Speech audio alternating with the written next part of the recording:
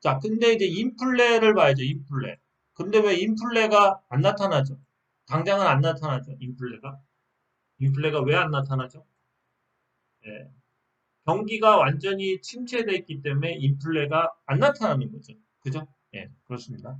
내수가 지금 완전히 바닥이죠. 침체. 그렇기 때문에 결국에는 뭐야 인플레가 당장은 안 나타납니다. 당장. 그죠? 그래갖고 뭐 이런 부분들 때문에 뭐 물가가 뭐 돈을 풀어도 아직은 안 오르지만 이제 몇 개월 단위로 이제 뭐 이 효과 이러한 테스트 이런 돈을 뿌린 거에 대한 효과나 여러 가지 그러한 이제 뭐 통화량 이런 거 대비해서 이제 경기나 그런 거를 체크를 했을 때 지금 고비가 되는 게 이제 내년이 고비가 됩니다. 내년.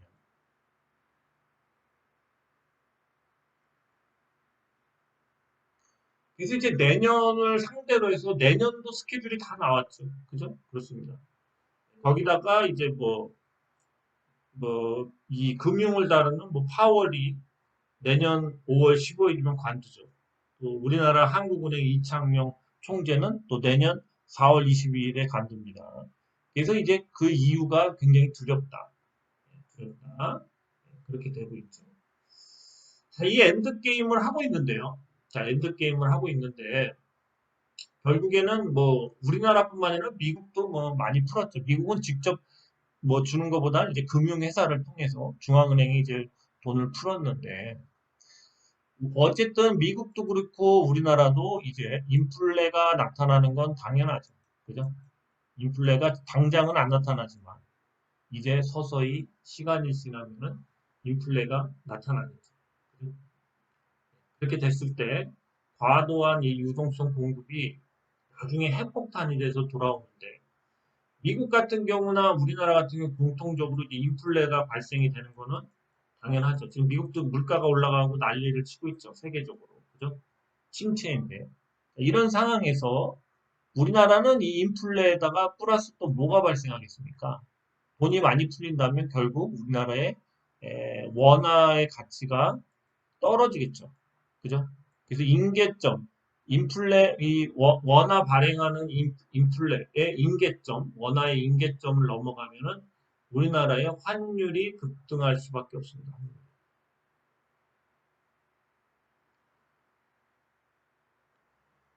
그래서 결론은 뭐다?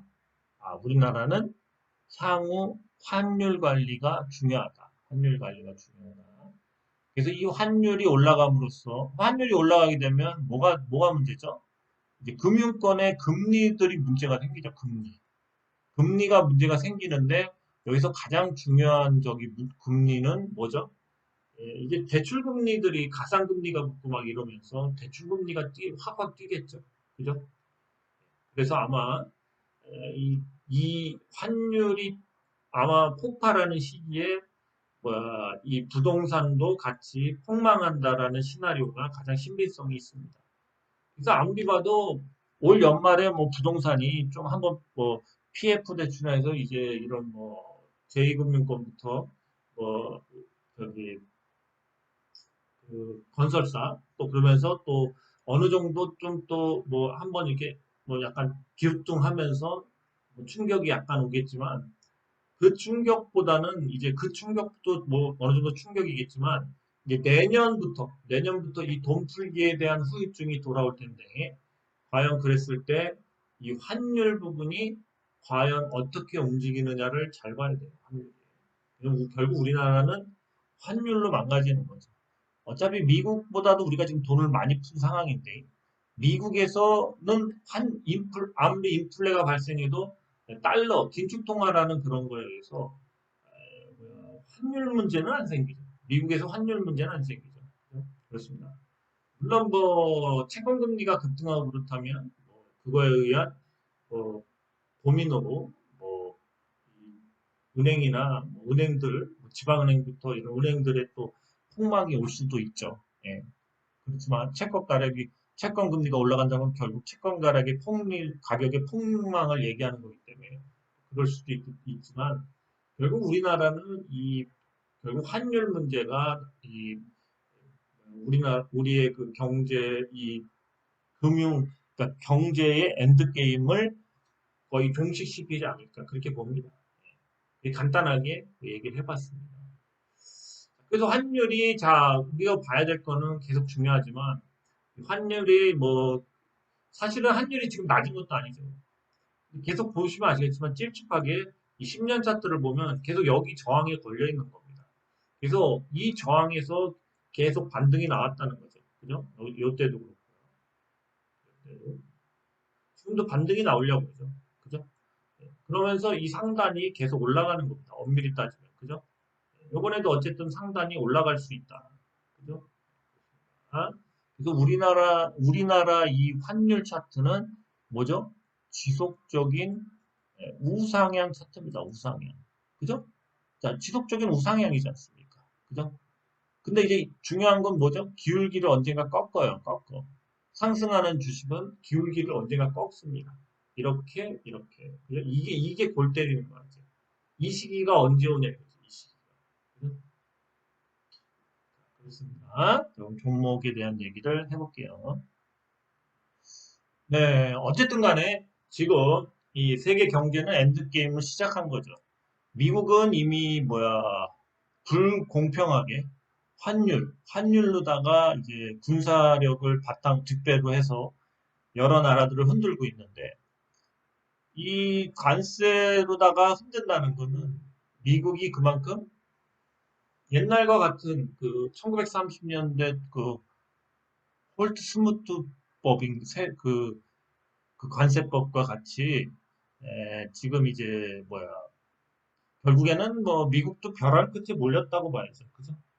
그래서 미국이 벼랑 끝에 몰린 거는 결국 관세로다가 이렇게 뭔가 흔드는 거, 마지막 보류, 불공평하면서 한마디로 치사한 방법이지만 자신들의 그러한 권력을 이용해서 이 관세로다가 세계 경제를 흔들고 있죠.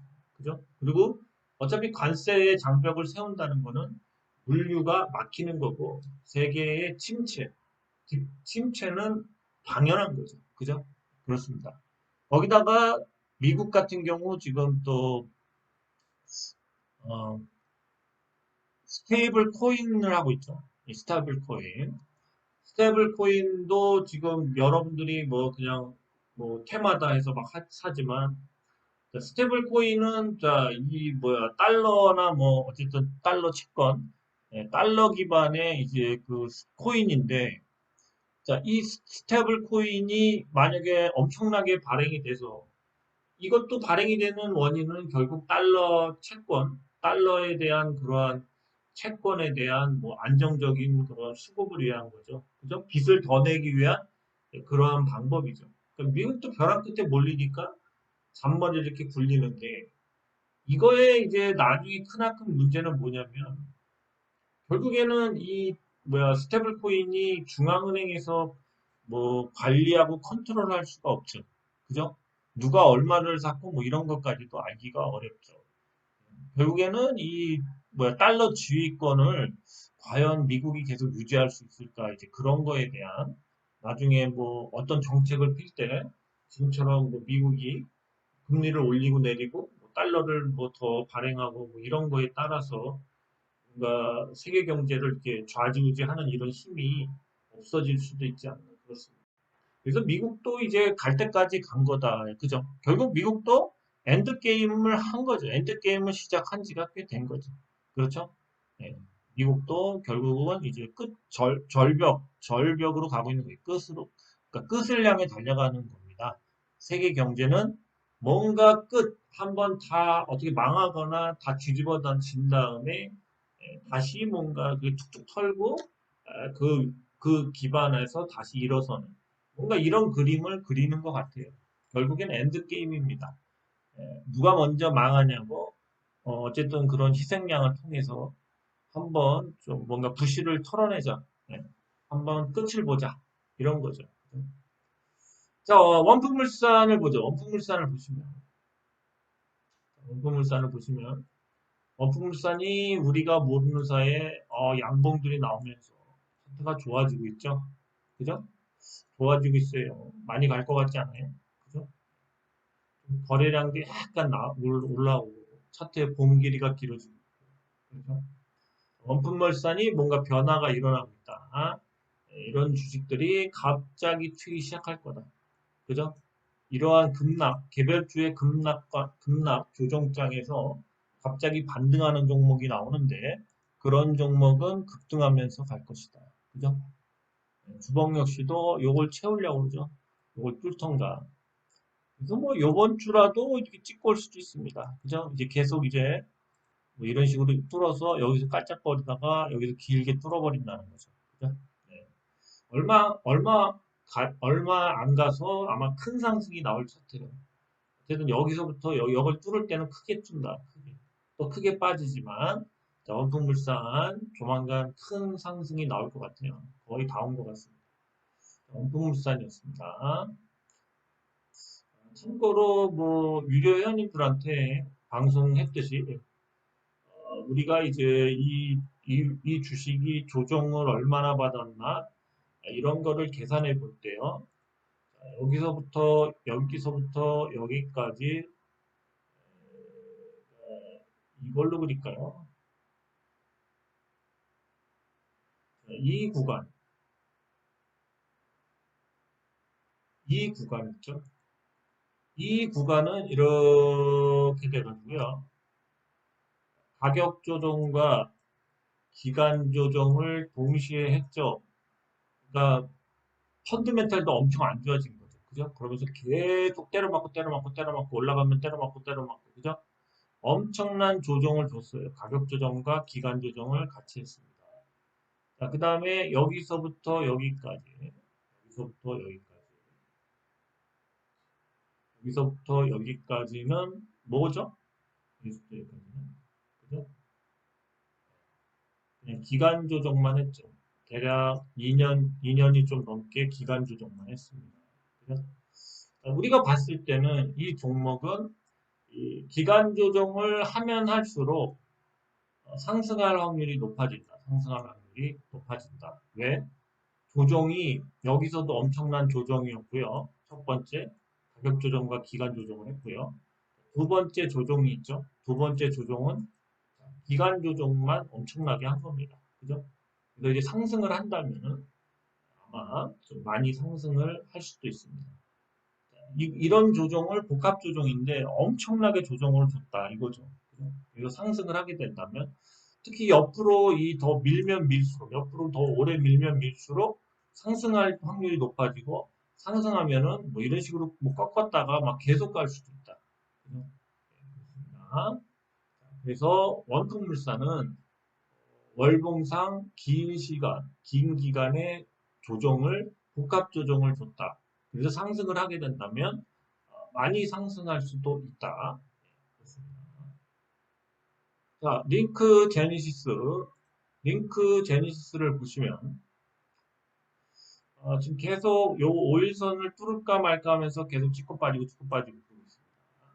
이제 제 변곡점이 온 것 같습니다. 내일이나 모레라도 뭐 이런 식으로 가던 계속 갈 수 있는 위치죠. 그래서 왜 이제 링크 제니시스가 자 이제 차트상도 그렇지만 얘가 갖고 있는 이 BCI 관련된 이런 기술들 이런 것들이 지금 미국에서 엄청나게 특히 뉴럴링크 같은 경우는 뭐그 값만 해도 2조 대가 넘습니다. 그 머스크가 만든 지 얼마 되지도 않은 회사인데요. 그 정도로 이 BCI 기술이 계속 뜨고 있죠. 링크 제니시스의 이런 MPU 관련된, 이 BCU 관련된 이러한 것들이 빛을 볼 날이 멀지 않았나 이렇게 봅니다. 자, 그러면서 월봉을 보시면은 저번 달 여기까지 상승을 했는데요. 자, 요번 달에는 다음 달에 만약에 8월 달에 상승을 하려면 요번 달에 요거보단 더 많이 가야 돼요. 그죠? 예. 그래서 저는 최소한 요번 달에 요만큼 이상은 상승을 할 수가 있다는 겁니다. 그래서 물론 그러고 나서 8월 달에 뭐 더 갈 수도 있겠죠. 현재는 요런 기울기가 있어요. 요런 기울기가. 그죠? 예. 요런 기울기에 또 아니면 요런 기울기도 있습니다. 요런 기울기. 그래가지고 이런 기울기를 뚫면서 가지 않을까 그렇게 봅니다. 최소한 이제 7월 달에 어느 정도 상승을 해야만 되고 8월에 그러면 좀 좋은 모습이 나오지 않을까 그렇게 보입니다. 링크 제니시스였습니다. 네, 에클론도 많이 빠지다가 이제 뒤로 갈수록 올렸는데요. 자, 얘 역시도 세트가 조정을 줄 자리에서 다 조정을 줬죠. 그죠? 이제 좀 갈 자리입니다, 갈 자리. 그죠? 자, 얘 같은 경우도 지금 이 카트티에 대한 그런 계속 기술, 특히 이, 뭐야, ABL 바이오가 이 카트티로다가 그 기술 이전을 많이 하고 있죠. 그래서 에클론도 지금 미국 나스닥에서 미국 임상 3상을 하고 있죠, 3상. 그죠? 네, 미국에서. 그래서 에클론도 지금 이 정도 가격에서 이제 이 카트티로다가 뭔가를 하지 않을까 그렇게 봅니다. 그래서 지금 얘가 관리 종목 된 것도 1년에 매출이 30억이 안 나와서 그런데요. 올해 30억 이상 매출을 만들어야 되지 않나 그렇게 봅니다. 그러면서 차트 자체도 이제는 좀 뭐야 이번 달도 그렇고 특히 다음 달에는 좀 길게 좀 딛고 5일선을 딛고 길게 갈 자입니다. 에클론도 싸지 않나 카트티 치료제 관련돼서 에클론 또 ABL 바이오 에클론 또 그래서 에클론도 지금 가격대에 이 가격대는 들어가야 되지 않나 그렇게 봅니다. 자, 에클론이었고요. 이런 주식들은 뭐 사고선 최소한 5개월, 뭐 10개월 이 정도 이상 가져갈 생각으로 사셔야 돼요. 그렇습니다. 자, 에클론도 그렇고요. 또 카트티 관련주가 있죠. 큐로셀이 있습니다. 큐로셀. 큐로셀도 오늘까지 해서 이제 주봉상에 이제 이 조정을 끝났죠. 그죠? 5일선 짚고 정확히 반등이 나왔죠. 여기서도 반등이 나왔습니다. 이제 내일 같은 경우 이제 어떻게 되는지, 그죠? 이제 주봉상 저점을 찍었기 때문에 이제 강한 반등이 나올 수 있고요. 그다음에 일봉상에도 지지가 정확히 여기서 나올 자리에서 나왔어요. 정확히 요 자리에서 요 자리 이거 조금 더 위인데 요 자리에서 정확히 반등이 나왔거든요. 그죠? 조금 덜 찍었는데 어쨌든 비슷하죠. 근데 반등 나올 자리에서 반등이 나왔습니다. 내일 좀 빠졌다가 뭐 다시 가고 이런 식으로 돌아가면 되지 않나. 돌아가면 되지 않나 뭐 그렇게 봅니다. 퓨러셀도 이제는 그 치료제 있죠. 세포 치료제면서 카트티의 기술을 이용한 이게 이제 빨리 이제 허가가 날려면 적어도 7월 말은 좀 아닐 것 같고 한 8월 달쯤에 허가가 나면 그 전에 50% 정도 벌크업을 하지 않을까 그렇게 봅니다. 자, 큐로셀도 꼭 매수해야 됩니다. 꼭 매수. 이거 꼭 먹어야죠. 그죠? 이제 조정은 끝났어요. 예, 그렇습니다. 큐로셀이었습니다. 자, 제노코도 뭐 계속 이제 그 뭐야 이 비전 선포 뭐 이런 걸 계속했습니다. 그죠? 비전 선포해갖고 제노코가 이런 거를 이제 17, 18일 날 했네요. 비전 선포식 KI와 함께 우주 방산 신성장 본격화. 그죠? 방산 및 항공전자 전문 기업 제노코가 18일 비전 선포식을 열고 한국 항공 우주 최대주 등극을 계기로 새로운 성장 전략을 공식화했다. 네, 이번 행사는 KAI와의 전략적 시너지를 바탕으로 우주방산 산업 내 탑기어 기업으로 도약하겠다는 비전을 대내적으로 선포하는 자리다. 자, 그래서 이 제노코가 이제부터 바닥을 찍고 이제 가려고 합니다.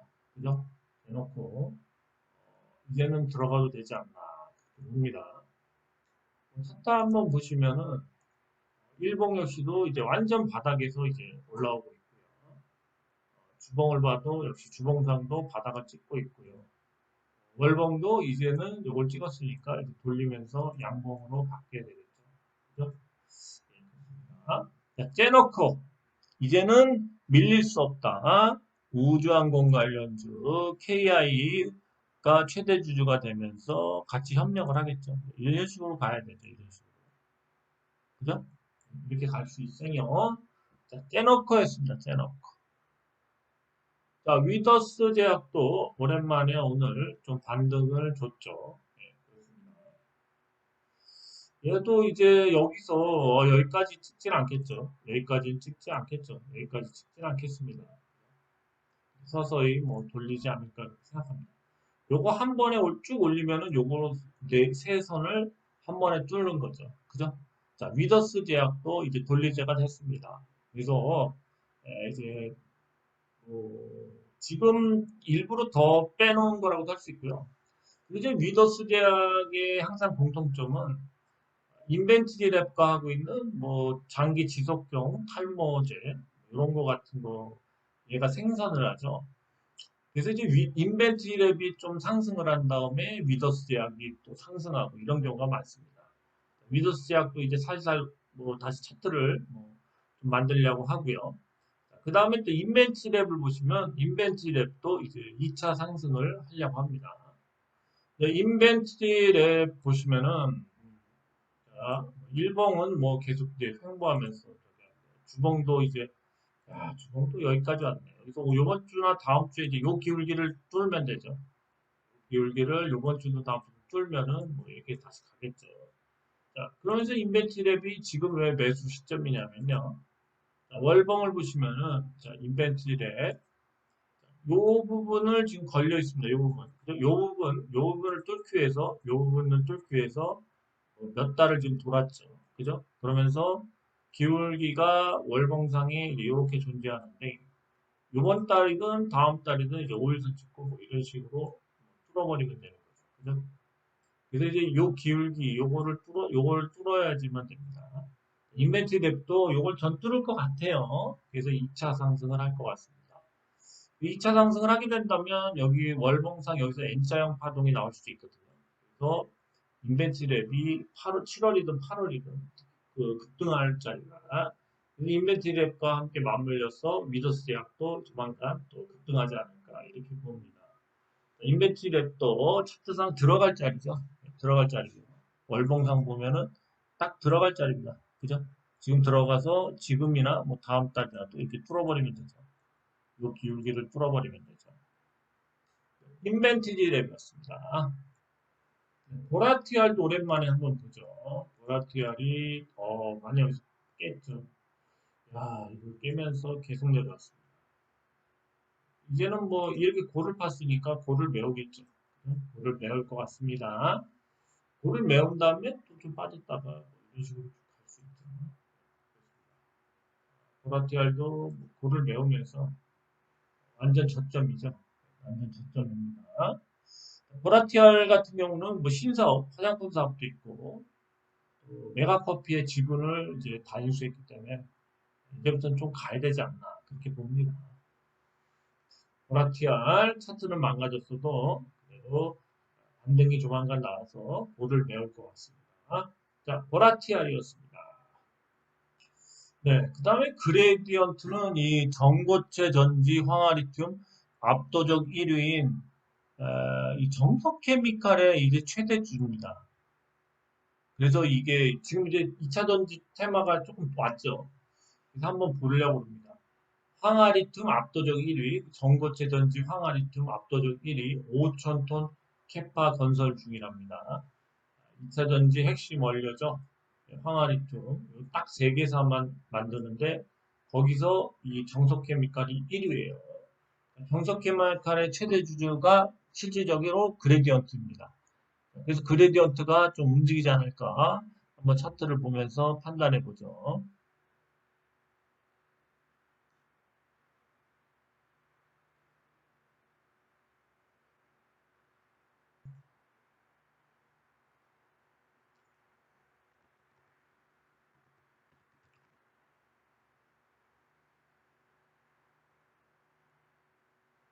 어, 소록스 한번 보시죠. 오늘 갈자리에서 완전 밀렸죠. 그래서 이제 보시면은 요 최고가는 뚫었네요. 밀려도. 그죠? 나쁘지는 않습니다. 나쁘진 않은데 당장은 좀 빠질 자리가 보이죠. 네, 좀 빠질 자리가 보입니다.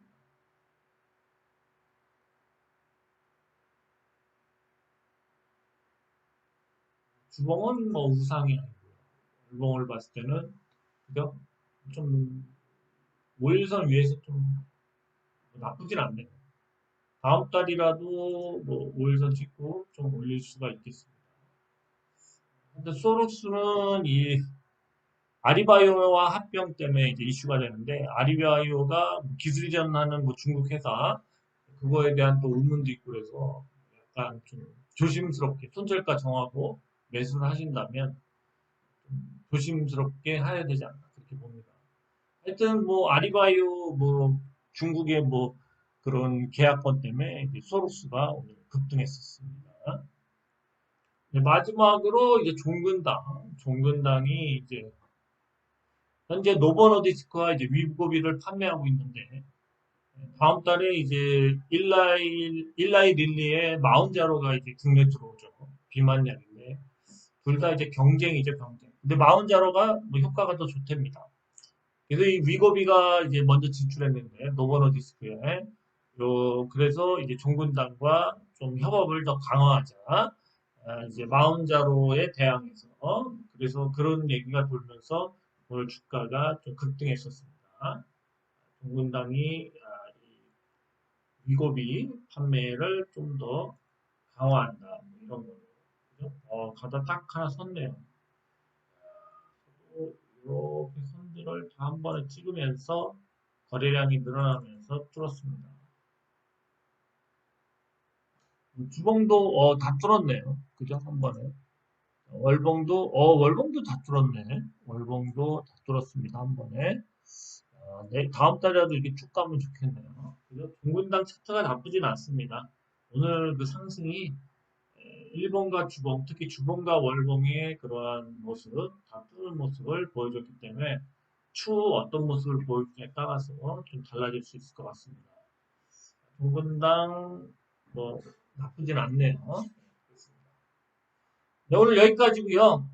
어쨌든 간에 어, 뭐 당장 뭐 주시장이 뭐 폭망하고 그럴 일은 없을 것 같고요. 경기가 이제 실물 경기가 안 좋은 것 때문에 너무 쫄지는 마시고요. 그렇지만 이제 위험 신호가 뭐 다가온다면은 그때는 좀 현금을 많이 현금화를 해야 되지 않나 그렇게 봅니다. 네, 오늘 여기까지였습니다. 어쨌든 개별주들은 이렇게 막 지지분하게 막 차트 망가뜨리고 그러다가 이제 급등하는 종목들 하루 이틀 빵빵 올리고 초급등하는 종목들이 나올 거라고 예상합니다. 네, 내일도 더위 조심하시고 여러분들 멘탈 관리 잘 하시기 바랍니다. 네, 감사합니다. 기획TV였습니다.